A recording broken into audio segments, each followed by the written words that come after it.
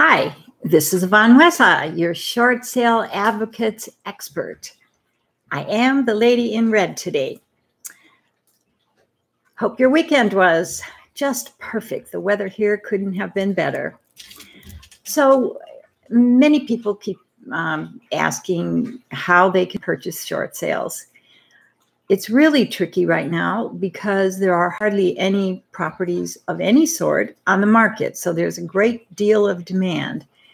And our investors who regularly have dealt with us for so many years,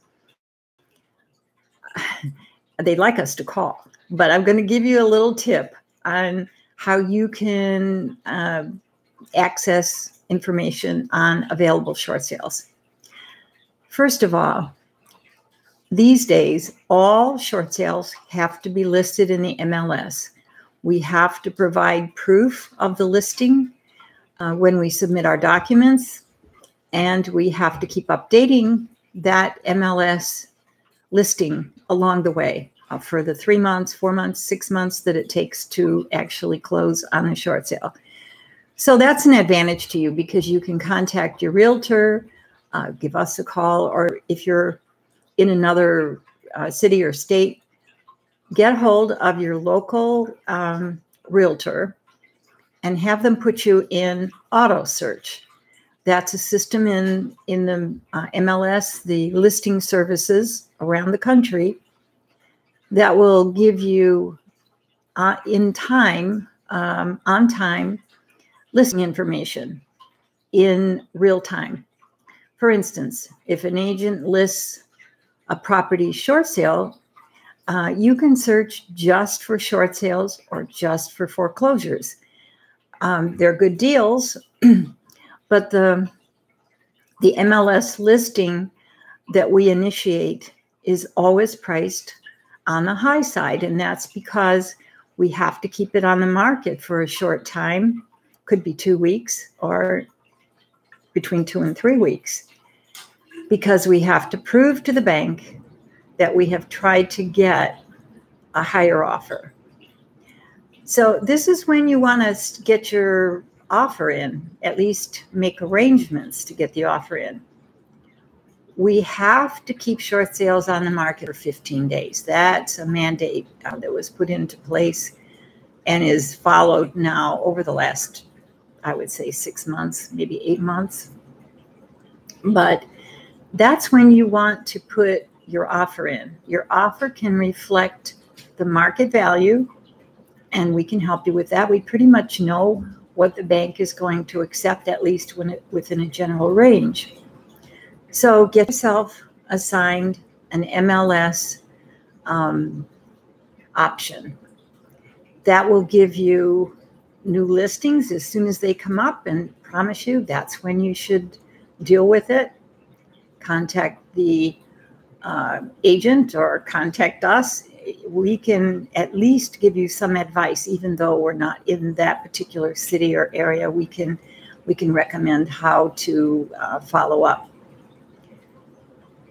After that, you want to put in your options higher than what you anticipate. For instance, you may not want to spend more than $100,000 or more than $50,000 or more than $30,000, but you need to put in your option higher because short sales are going to be listed at least 20% to 30% higher than what they're going to sell for.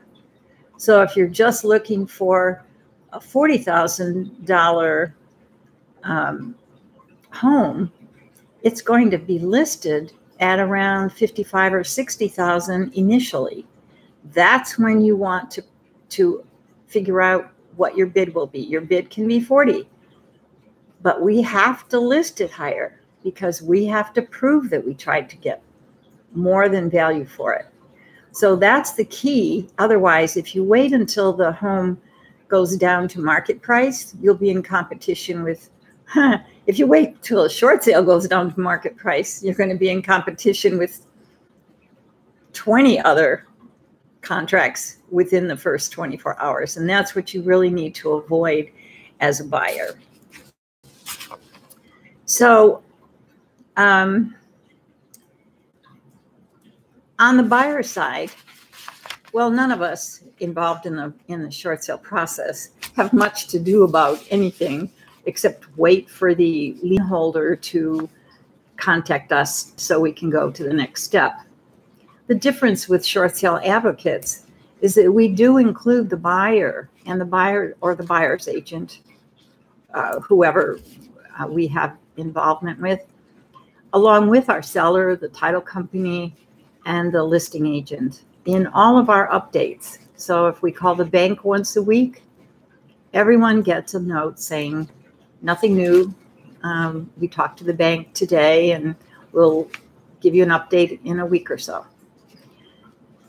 That is some sort of comfort, because the biggest complaint we've ever heard and continually hear is that a buyer never hears from the short sale processor or the agent involved from the time they put the offer in until they get an acceptance or approval letter. I think that's ridiculous. Because the problem with that is buyers sit there and they have no idea what's going on. And it's not that that you can't wait. It's that you don't know. You don't know if it's even still a short sale, or if the bank answered, or if they're going to answer, or what stage it's in. So we do try to communicate along the way. Generally, we prefer to deal with investors.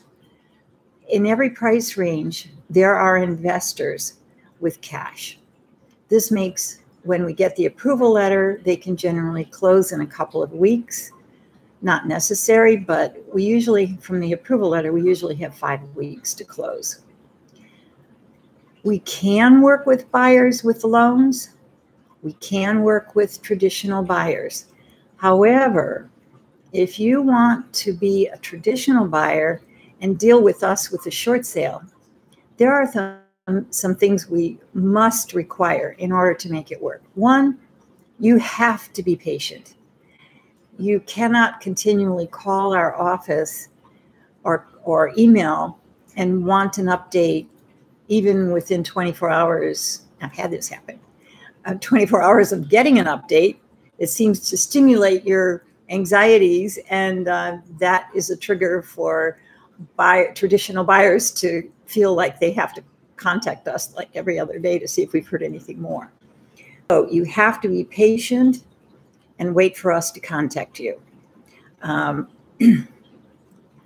The other thing is we are given a window of 24 to 48 hours to respond to anything the bank requires. So if they need an amendment or we have a counter, we have to get back to them with whatever they need within 24 to 48 hours. This is the agreement we have with the agents who are involved and the sellers. So it is necessary to have that kind of relationship with our buyers. So if you're not an investor and you want to do a short sale, you have to play the game, though, so that we can all get it done. You can, if your bid is low,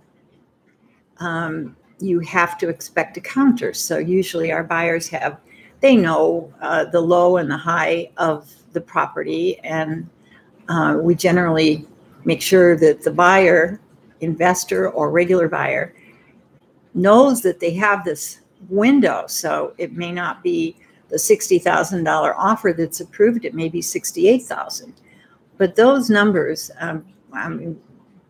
for us, when we get a counter, we really do whatever we can to prove that counter is correct or the offer is correct. Lots of times we get the bank to accept the original offer, but there are times when when the counter is correct. It happens. So it doesn't mean you have to accept the counter, but you should be prepared for it. Initially, when you visit the property, we suggest you get a contractor bid for the work. Our investors always do that. And then when we get down to proving value, we have a contractor bid with photographs of every issue, whether it's flooring, siding, roof, chimney, basement leak, whatever is involved. We have color photos and a bid price next to each item. That is invaluable. It's the difference between having the bank take an appraised value of $100,000 and factoring in the bid contract and giving us an $80,000, allowing an $80,000 offer. So that contractor bid is a valuable piece of the pie. And he will also make sure the contractor bid allows you to see if you can afford the home. Can you afford the whatever large things might be on the contractor bid? And it's not that every short sale needs a lot of work. Short sales are generally preferred by the bank because as a whole, the sellers have taken decent care of the house. They like their house. Their situation makes it have to be sold, but that's not because they were abusing the home. I think in 17 years, I've maybe had 2 homes that were in really bad shape. And today, those homes would go into foreclosure rather than a short sale because the banks really want the homes to be in decent condition before they attempt a short sale. They don't want to have to give a foreclosure price for a short sale that's going to cost them more money and out-of-pocket expenses for the bank. Also, we can accept loans, but we will not take an FHA loan. And the problem is there are so many mandates and inspections and criteria that have to be met with an FHA loan. Generally, it doesn't work. The FHA loan is the 3.5% is a lower down payment. And generally, people don't have the cash available to put into the home to make it, to fix up the things that are necessary to fulfill the FHA requirement. And the seller is not allowed to do anything. So we generally don't accept an FHA contract. And I think we've covered most of the issues. If you have questions about how to purchase a short sale and I haven't answered them, contact us at Short Sale Advocates, www.shortsaleadvocatesllc.com, or certainly make a phone call, 314-590-3785. Have a wonderful afternoon and evening.